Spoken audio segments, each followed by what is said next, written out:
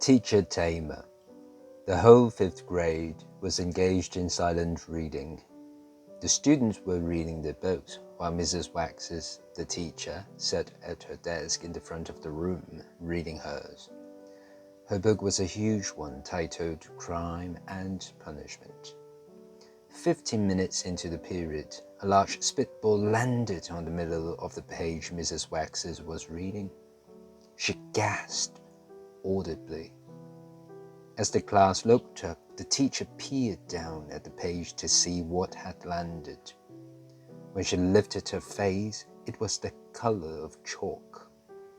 An uneasy murmur fluttered through the room. Life in the 5th grade was never good when Mrs. Wessex was angry. Lately, her anger seemed to erupt daily. A tall, big-boned woman with large hands, she had graying curly hair and wrinkles on her face. That day she was wearing a baggy blue dress that was also wrinkled. Nasty was the way one student described her. No one disagreed. She contemplated the class like a surgeon deciding where to cut it. "Gregory Martinis," she called. "Come here this instant." A hush fell upon the class as Gregory reluctantly slid out of his chair, then slumped to the front of the class, hands deep in his baggy pockets. Gregory was short for his 11 years and heavy-set. His complexion was dark, his hair black, his eyes intense, and at the moment full of worry. Though he had been in the school only a few months, everyone at Kennedy Middle School knew he was a brain. When Mrs. Wessex asked a question, it was always Gregory who had his hand up. More often than not, he had the right answer too. Though Gregory liked being smart, his intelligence set him off from the other kids. He wanted to be liked, but they thought of him as different. Lately, however, things had begun to change. During the past 2 weeks, Mrs. Wessex had accused Gregory of various acts of misbehavior. She had gone so far as to punish him 4 times. Though getting into trouble improved Gregory's class standing, he kept insisting he was innocent. As far as he was concerned, Mrs. Wessex was picking on him. He wished he knew why. Halfway to the teacher's desk, he said, "I didn't do it." Mrs. Wessex stopped him in his tracks with a hard glare. "Didn't do what?" she demanded. Instantly aware he had made a tactical mistake by saying anything before he was accused, he replied, "I was just reading." "Come over here," the teacher insisted. She pointed to a spot on the floor near her desk.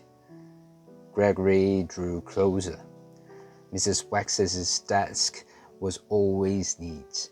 Its uncluttered state was taken by her lovely student as a rebuke. "Hands out of your pockets," she snapped. Gregory ripped his hands out, bringing a shower of small coins that scattered upon the floor. A burst of laughter erupted from 36 kids. Trying desperately to keep from grinning, Gregory bent over to gather up the coins. "Do that later," Mrs. Wessex shouted. She had become angrier. The classroom stilled instantly. Gregory felt his grin evaporate. As he tried to control his growing anxiety, he stared at his feet. "Do you see that?" the teacher demanded. She pointed right at her book. "Look!" Gregory lifted his face. The spitball, surrounded by an expanding circle of moisture, lay upon the page.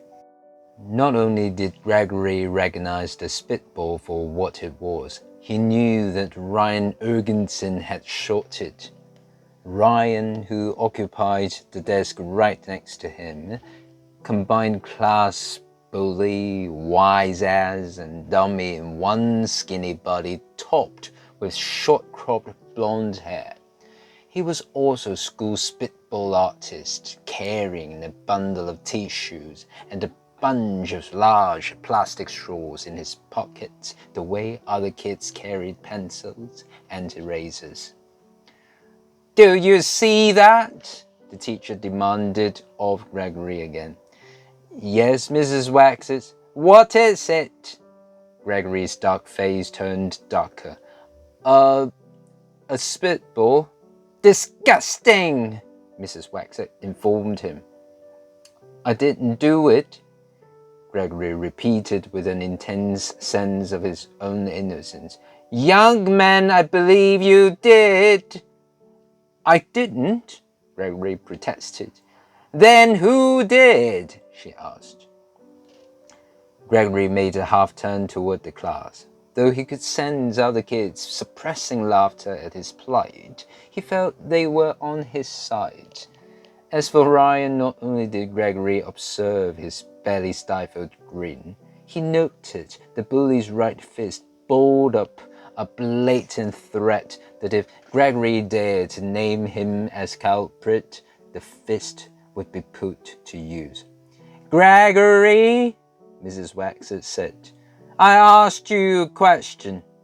If you didn't do this disgusting thing, who did?" "I don't know," he replied, struggling to contain his sense of indignation.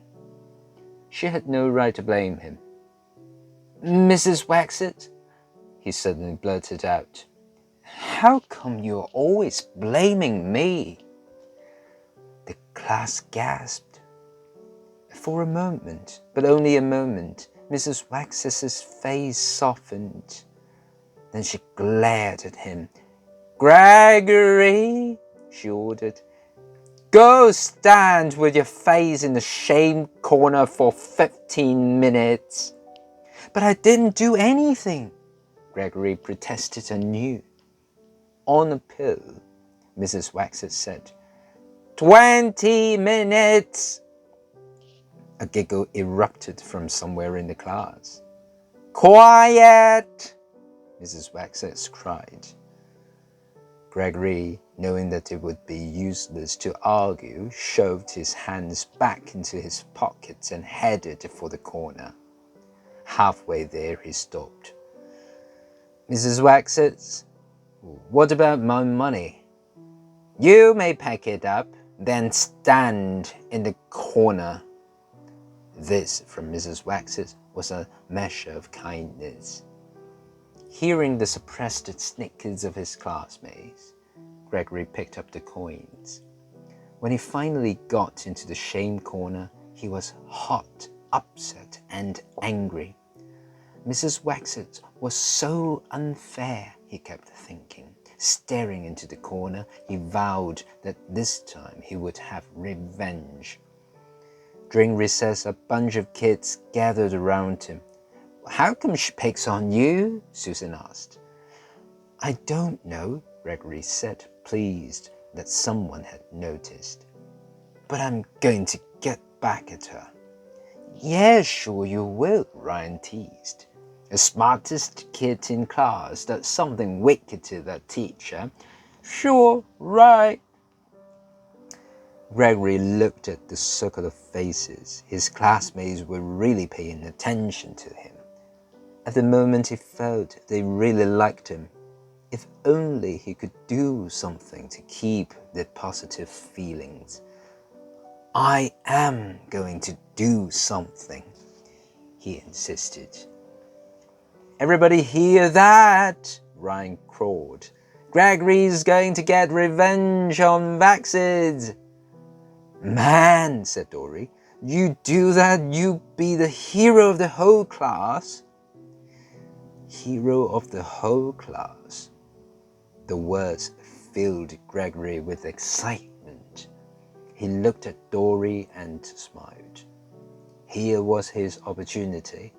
He would have his revenge and become a hero too.